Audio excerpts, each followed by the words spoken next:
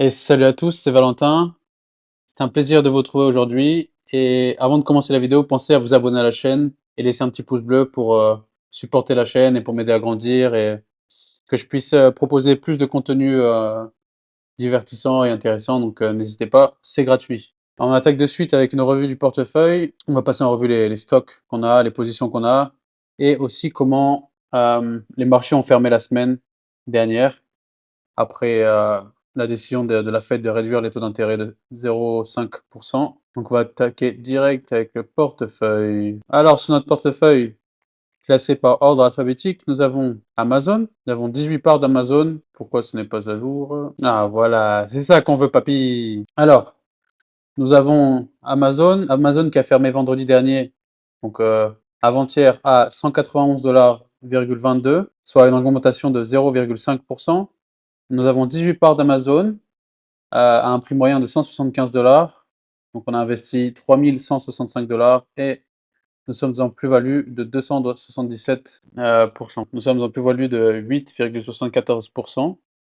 Ensuite, nous avons Atai. Atai qui a fermé vendredi en baisse de 2,38% pour fermer à 1,23 $. Nous avons 800 parts de Atai à un prix moyen de 1,42 $. Nous avons investi 1139 $ et sommes en baisse de 156 $, soit 13,7%. Ensuite, on a Meta, la maison mère de Instagram, Facebook, WhatsApp et d'autres, peut-être. Ouais. Donc, Meta qui a fermé à 571% pour une augmentation de 0,27%. Nous avons 9 parts de Meta pour une moyenne de 508 $. Coût d'acquisition 4576 $ et notre valeur actuelle est à 5051 $, soit une plus-value de 477 $, qui représente 10%. Meta qui représente 14,8% de notre portefeuille. Ensuite, nous avons Mind Medicine. Mind Medicine qui a baissé de 2,54% pour fermer à 6,13 $. Nous avons 188 parts de Mind Medicine à une moyenne de 7,26 $. Et nous sommes en perte de 213 $, soit 15,6%. Et Mind Medicine qui représente 3,38% du portefeuille. Ensuite, nous avons notre bébé Palantir. Palantir qui, il me semble, jeudi, avait atteint les sommets autour des 40 $. Et là, Palantir qui a fermé en augmentation de 2,54%. Nous avons 153 parts de Palantir à une moyenne de 23,8%. Nous sommes en plus-value de 2000 $, soit 56%. Ensuite, nous avons PayPal. PayPal qui a fermé en baisse de 0,8%, soit 76 $, 71 centimes. Nous avons 35 parts de PayPal à une moyenne de 69,89 $. Nous avons investi 2446 $ et sommes en plus-value de 239 $, soit 9,7%.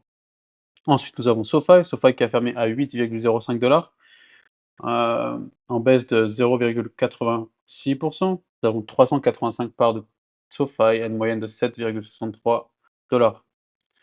Nous sommes en plus-value de 164 $, soit 5,58%. Et enfin, notre petit bébé TSLL qui a perdu 1,92% pour fermer à 11,72 $. Nous avons 810 parts de TSLL à une moyenne de 10,52 et nous sommes à plus-value de 11,4%, soit 972 $. TSLL qui représente 27,8%. Donc notre performance générale du portefeuille, on peut voir que la ligne verte, là, c'est la performance de notre portefeuille et la ligne bleue juste en dessous, c'est la performance du Russell, donc c'est small cap, c'est les petites sociétés à moins de 2 billions, 2 milliards de capitalisation boursière.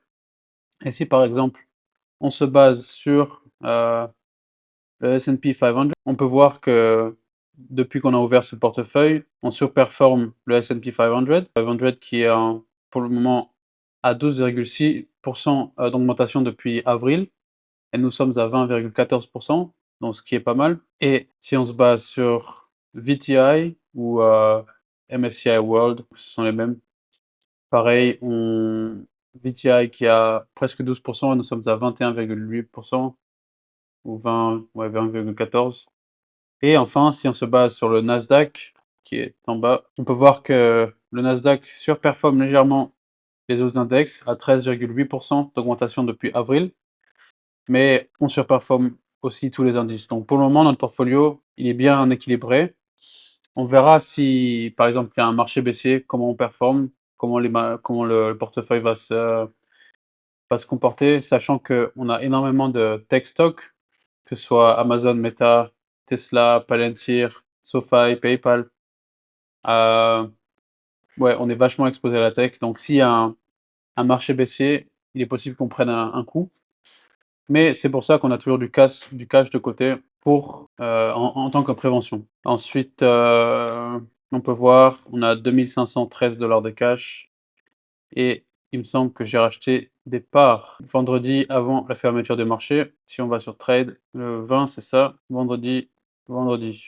On peut voir que j'ai racheté 100 parts de SoFi à une moyenne de 8,10 $ et j'ai racheté 80 parts de TSLL à 11,67 $. Donc voilà, on peut voir que d'après quelques traders sur X, on peut voir qu'il y a eu pas mal de hedge funds et d'institutions qui ont acheté des options bullish, ce qui veut dire qu'elles sont optimistes concernant le futur de Tesla dans les mois à venir, même les semaines à venir. En l'occurrence, là, il parle du 10 octobre, donc le jour du robot taxi. Et là, j'ai mis une vidéo du Great Masby.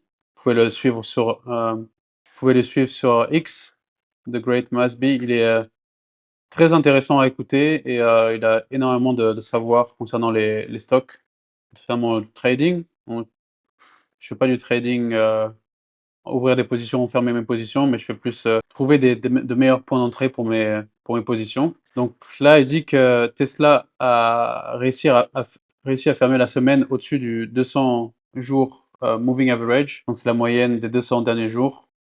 Donc qui est une zone généralement de haute résistance ou de haut support. Donc si on a réussi à fermer la semaine, ça veut dire que maintenant ça va nous servir de soutien, de support. Donc il est possible que notre base soit à ce niveau-là à peu près, qui est à 235 $. Et ensuite, si on avance plus loin, et pareil, il est vachement connu pour ce style de charting qui est un style de Gann scale, il me semble. Et en gros, ce sont des arcs de cercle et des angles à 45 degrés, enfin à différents degrés. Et on peut voir que ça coïncide extrêmement bien avec les récents all-time high et les récents all-time low. Donc ça, c'est l'angle bleu que vous voyez ici, c'est un 45 degrés. Ce qui veut dire que là, pour le moment, on a réussi à le passer en tant que support. Donc on verra comment la semaine se déroule. Il est possible qu'on revienne tester ce support qui est à 229, 230 $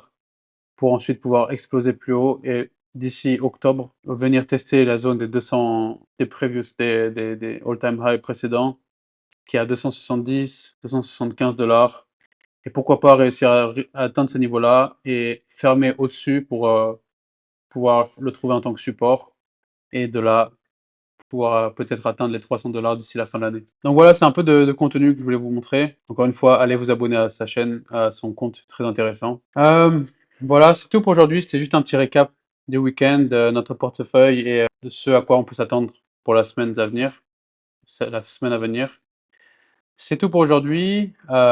Passez un bon week-end, c'était Valentin et je vous dis à la prochaine. Ciao tout le monde.